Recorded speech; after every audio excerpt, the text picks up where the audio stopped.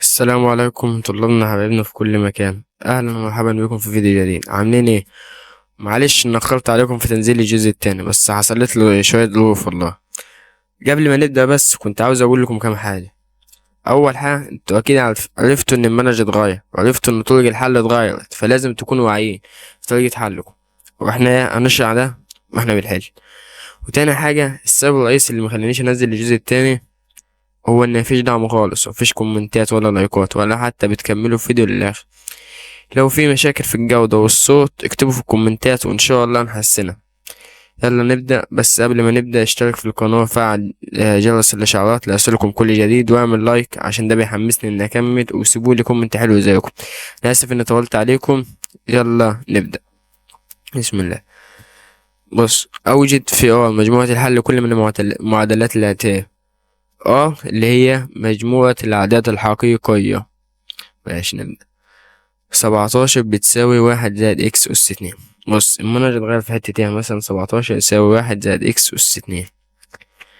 الموجب واحد ده تبع الموجب، أقصد تبع الواحد مش تبع الإكس. المنهج اتغير. انت في الأول كنت بتاخد مثلا 17 بتساوي 1 زائد س، تمام، أو 1 ناقص س.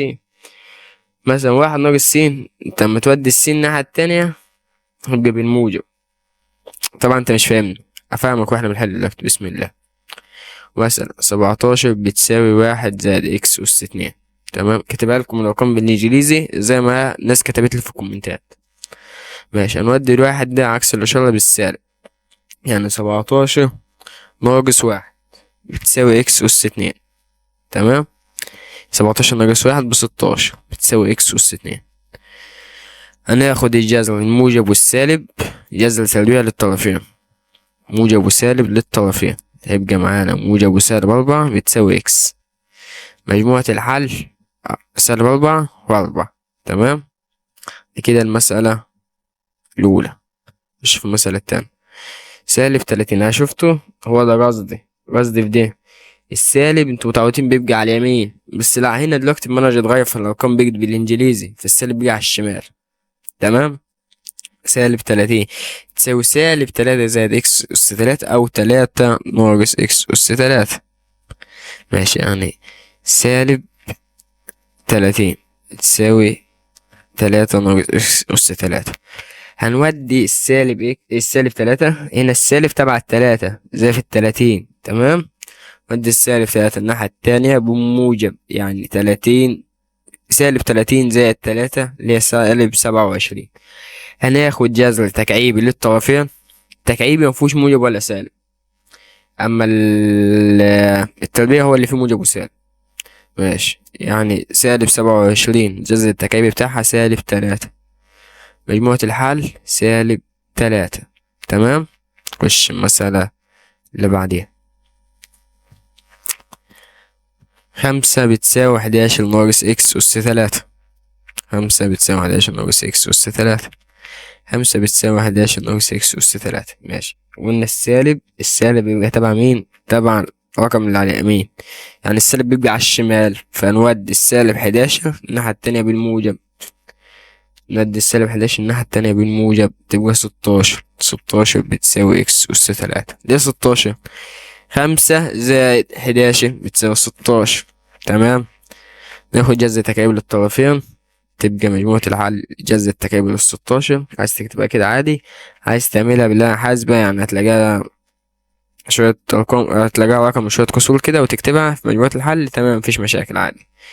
ماشي، نخش في المسألة اللي بعديها. 67 بتساوي 13 زائد 2x أس 3.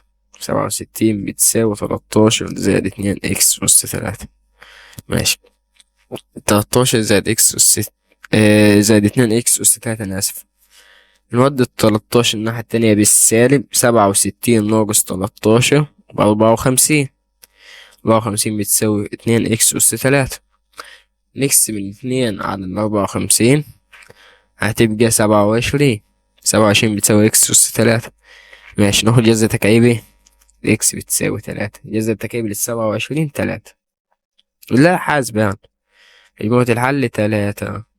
هنا أنا آسف كتبت التلاتة عربي يعني محدش يغلط كده، اللي هو كان مكتوبة بالانجليزي عشان محدش يتلخبط في الحل. تمام. المسألة اللي بعديها، 4 15 بتساوي 2 على 3 إكس أس 2. 4 15 بتساوي 2 على 3 إكس أس 2. ماشي. هنا إكس أس 2 في 2 على 3، إكس أس 2 في 2 على 3. فده الناحية التانية بعالة، بعد كده تشقلب. لا مش عايزك يعني تعمل كده وتعمل كل الخطوات دي، عندي حل أحسن بكتير جوي. 4 15 شقلب واضرب على طول، يعني شقلب واضرب على طول، يعني 4 15 في 3 على 2 على طول، تطلع معاك ب2 على 5 بتساوي إكس أس 2. تاخد جذر موجب وسالب للطرفين، تطلع معاك مجموعة الحل جذر 2 على 5 وسالب جذر 2 على 5. ما تنساش تكتب مجموعة الحل عشان دي عليها نص درجة في الامتحان بإذن الله. ماشي. المسألة اللي بعدين، -13 بتساوي -1 إكس 3 إكس أس 2. -13 بتساوي -1 إكس أس 3 إكس أس 2. أنا آسف، نودي -1 الناحية التانية بالموجب، فتبقى معانا -12 تساوي 3 إكس أس 2. هنقسم الطرفين على 3، تبقى -4 بتساوي إكس أس 2.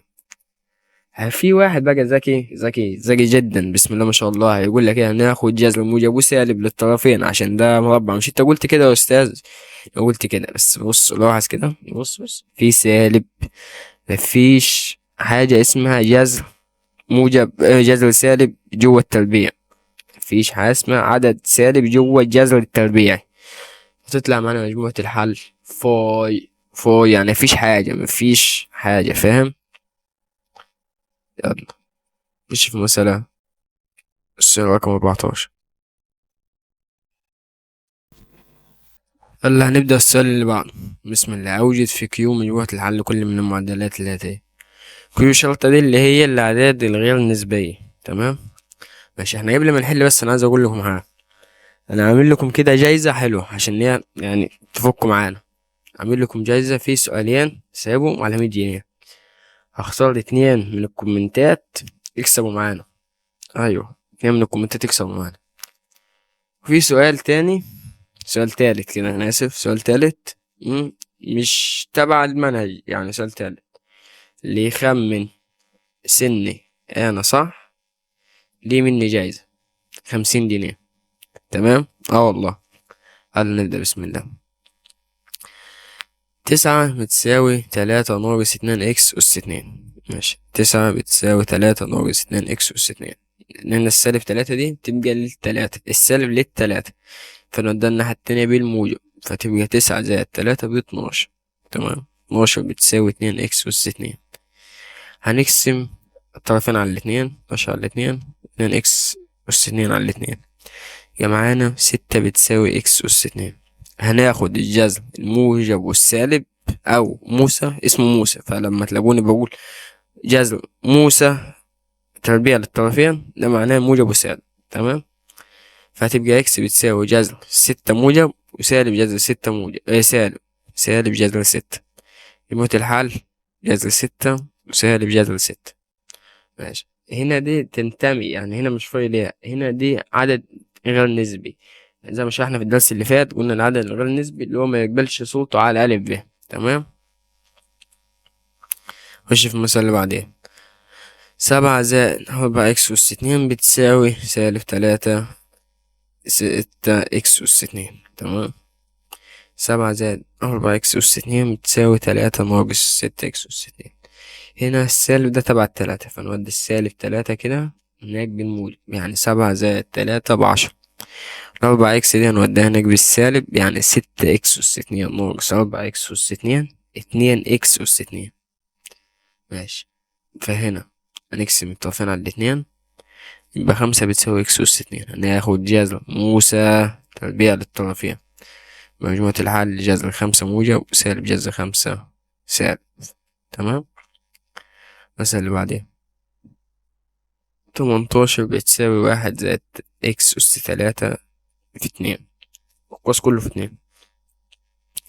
ف18 بتساوي 1 زائد إكس أس 2 في 2 كله. ماشي. هنا ال18 هنفك بقى الاتنين ده نضربها في الواحد ونضربها في الإكس أس اتنين، يعني 2 زائد 2 إكس أس 2. هنودي الموجب 2 هناك بالسالب، يعني 18 - 2 ب16. تمام. تساوي 2 إكس أس 2. إكس متفقين على الاتنين، تبقى إكس أس 2 بتساوي 8. هناخد موسى جذر التربيع للطرفين، يبقى مجموعة الحل جذر 8 وسالب جذر 8 تربيع. تمام. المسألة اللي بعديها 83 بتساوي 1 - 3 إكس أس 3 في 2 كل، يعني -3 إكس أس 3. نفك الاتنين دي نضربها في الواحد ونضربها في السالب 3، في ال3 إكس أس 3. السالب ده تبع الواحد. 83 بتساوي 2 - 6 إكس أس 3 -3 إكس أس 3. الاتنين ضربناها في الواحد طلعت من الاتنين ضربناها في السالب 3 إكس في ال3 إكس طلعتنا 6 إكس أس 3. ماشي. والسالب 3 نزلنا زي ما هي. ماشي. ما احنا بعد كده نعملها 6 إكس أس 3 -3 إكس أس 3 تطلع معانا ب3 إكس أس 3. تمام. تطلع معانا ب3 إكس أس 3. 2 - 3 إكس أس 3. هنودي السالب 2 الناحية التانية بالموجب تطلع معانا 85، وبقى 3 إكس زي ما هي. يبقى نقسم الاتنين على التلاتة، الطرفين على التلاتة.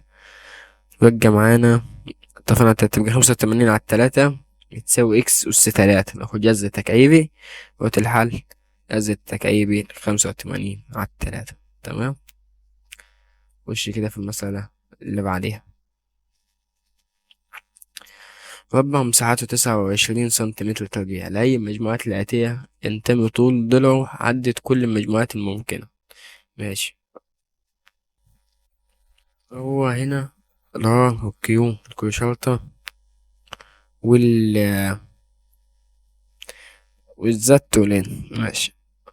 هو الحاجة مربع مساحته 29، هنيجي نكتب كده على الآلة الحاسبة جذر التربيع ل29 في السالب في الشيء ساعات بالسالب ولا محيطون بالسالب.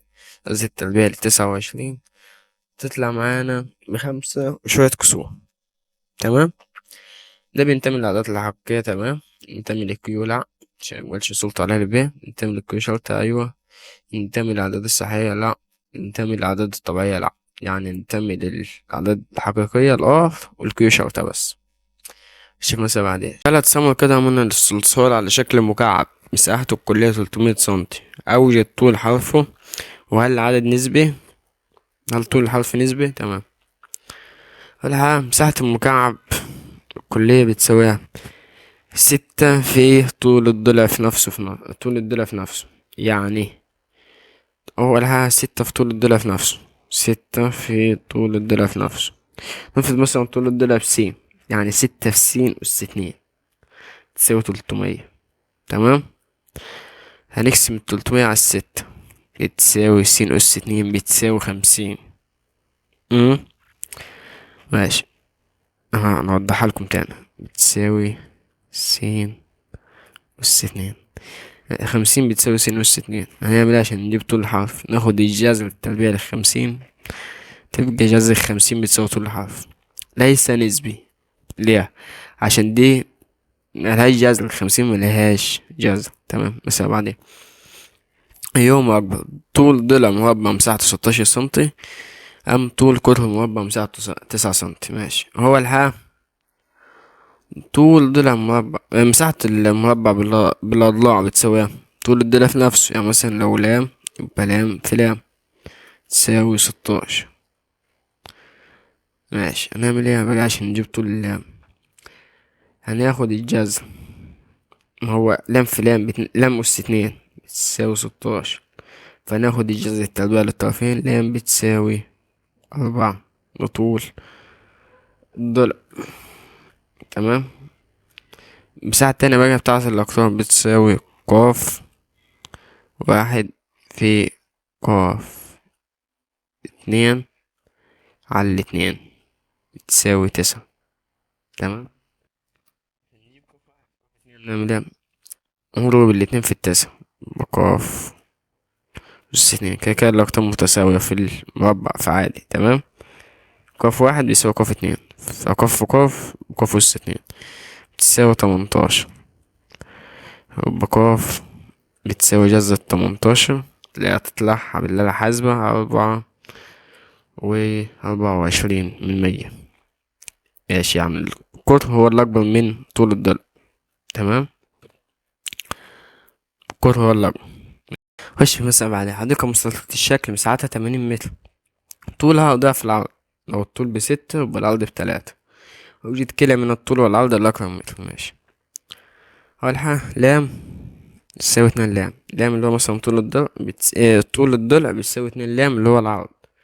ماشي. ومساحة المستطيل بتساوي الطول في العرض، يعني لام في 2 لام ب2 لام أس 2 هيساوي المساحة اللي هو مديهالك. هو عاطيني المساحة ب80، فلام 2 لام أس 2 بتساوي 80. هنقسم الطرفين على الاتنين يبقى لام أس 2 بتساوي 80 على الاتنين ب40. ناخد الجذر، لام بتساوي جذر ال40. طول الضلع احنا قلنا ان الضلع ضعف العرض، فالضلع ب2 اه جذر 40 والعرض بجذر 40. او تكتبها بالآلة الحاسبة اللي هو مثلا ايه جذر ال40 تطلع معاك ب6.5 الأقرب حاجة اللي هو العرض، ودلوقتي هتلاقيها ب13 اللي هو الطول تمام.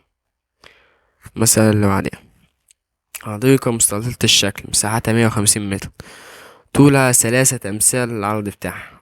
طول 3 أمثال العرض، يعني لام تساوي 3 لام تمام. سهل. هوجد كلا من الطول والعرض الأقرب من متر. ماشي. احنا قلنا زي اللي فاتت المساحة بتساويها بتساوي الطول في العرض، يعني لام أس 2 3 لام أس 2 بتساوي 150. ماشي صح 150. ماشي. هنعمل ايه بقى؟ نقسم الطرفين على التلاتة، يعني لام أس 2 بتساوي 50.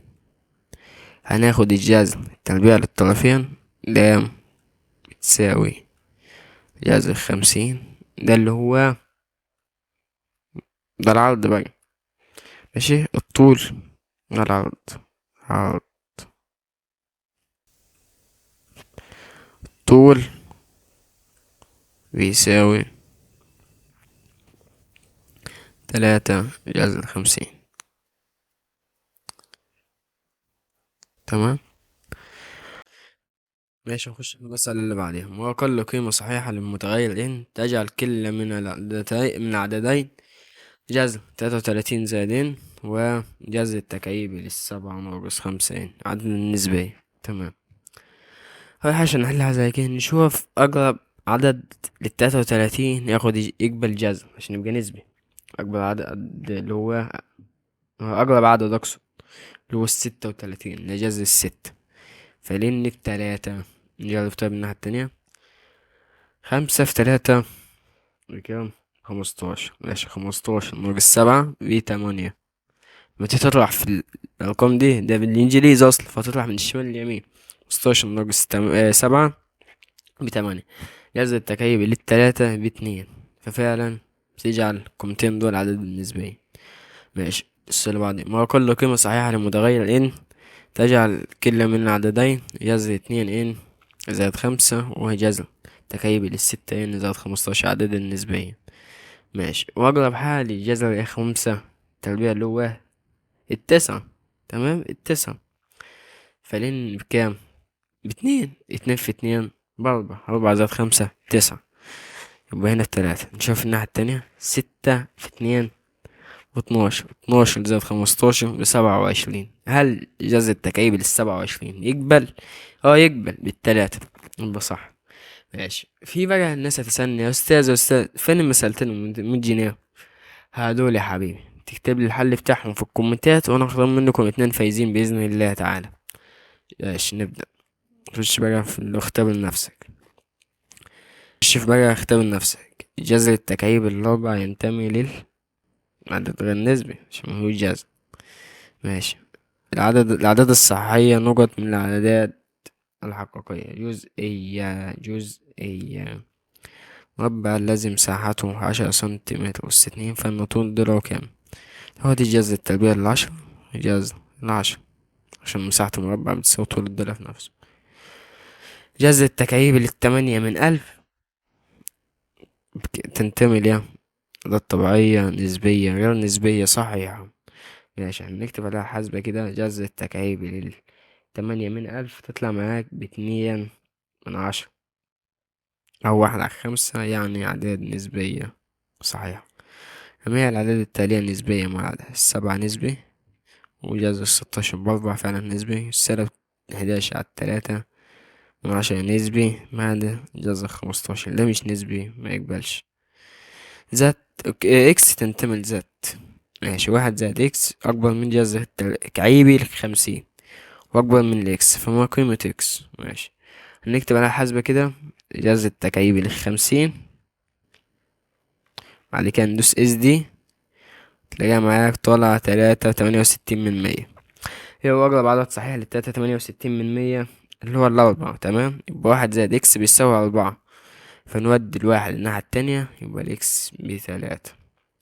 في كتير هيغلطوا ويعملوا 4، ده كده غلط، عشان هو بيقول لك قيمة الإكس. تمام، قيمة الإكس 1 زائد 3 بيساوي 4. عشان نخش في المسابقة دي، جذر 100 تكعيبي نقط جذر 25. نعمل على حسب جذر 100 التكعيبي، تطلع معاك ب64%. وهتعمل جذر تربيع ل25، تطلع معاك ب5. فمين الأكبر؟ جذر في 5 يلا. ما تقدير العدد، وجينا بعد ما بتاع الألمونيوم. ماشي نبدأ، بسم الله. ما تقدير العدد جذر 30 لأقرب عدد صحيح. تكتبها على الحاسبة بتاعتك، هتطلع معاك ب5، 46%، 47% باين. فأقرب عدد صحيح ليها 5. تمام، وده الواجب أسيبهولكم تحلوه. هذا الواجب حلوه في الكومنتات. تمام، اللي يحله صح هطلع اسمه في الفيديو اللي جاي. كده وصلنا اخر الفيديو، اتمنى تكون الحلقه عجبتكم. سيبوا لنا كومنت كده جميل زيكم، ولايك، اتمنى باشتراك عشان فيديوهات جديده هتنزل. واكتبوا لنا صح، عايزين حل فيديو جديد يبقى هندسه، ولا عايزينه نكمل جبر كده. السلام عليكم ورحمه الله وبركاته.